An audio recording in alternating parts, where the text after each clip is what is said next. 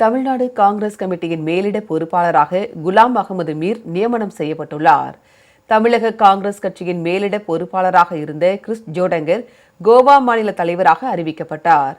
இதனைத் தொடர்ந்து தமிழ்நாடு மற்றும் புதுச்சேரி காங்கிரஸ் கமிட்டிக்கு புதிய மேலிட பொறுப்பாளராக காஷ்மீரை சேர்ந்த அகில இந்திய காங்கிரஸ் பொதுச் செயலாளர் குலாம் அகமது மீரை அகில இந்திய காங்கிரஸ் தலைவர் மல்லிகார்ஜுன கார்கே நியமித்துள்ளார். இதற்கான அறிவிப்பை அகில இந்திய காங்கிரஸ் கட்சியின் பொதுச் செயலாளர் KC வேணுகோபால் வெளியிட்டுள்ளார்.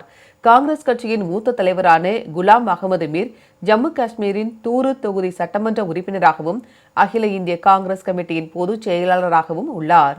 ஜம்மு காஷ்மீர் பிரதேச காங்கிரஸ் கமிட்டியின் தலைவராகவும் அம்மாநில முன்னாள் அமைச்சராகவும் பணியாற்றியுள்ளார். மேற்கு வங்க மாநிலத்திற்கான காங்கிரஸ் பொறுப்பாளராக செயல்பட்டு வந்தார். இந்நிலையில் தற்போது குலாம் அகமது மீர் தமிழ்நாடு மற்றும் புதுச்சேரி காங்கிரஸ் மேலிட பொறுப்பாளராக நியமனம் செய்யப்பட்டுள்ளார்.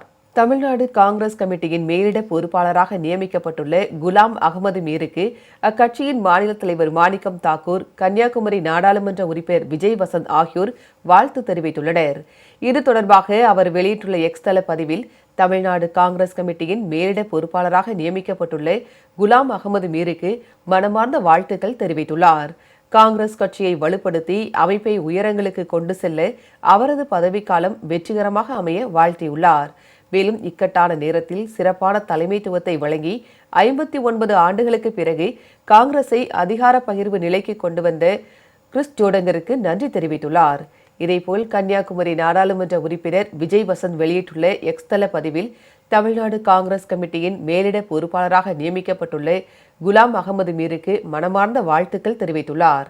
நாம் அனைவரும் ஒன்றிணைந்து அமைப்பை வலுப்படுத்தி ஜனநாயகம், நீதி மற்றும் அனைவரையும் உள்ளடக்கிய வளர்ச்சி ஆகிய விழுமியங்களை நிலைநிறுத்த அயராது உழைப்போம் என்றும் குறிப்பிட்டுள்ளார்.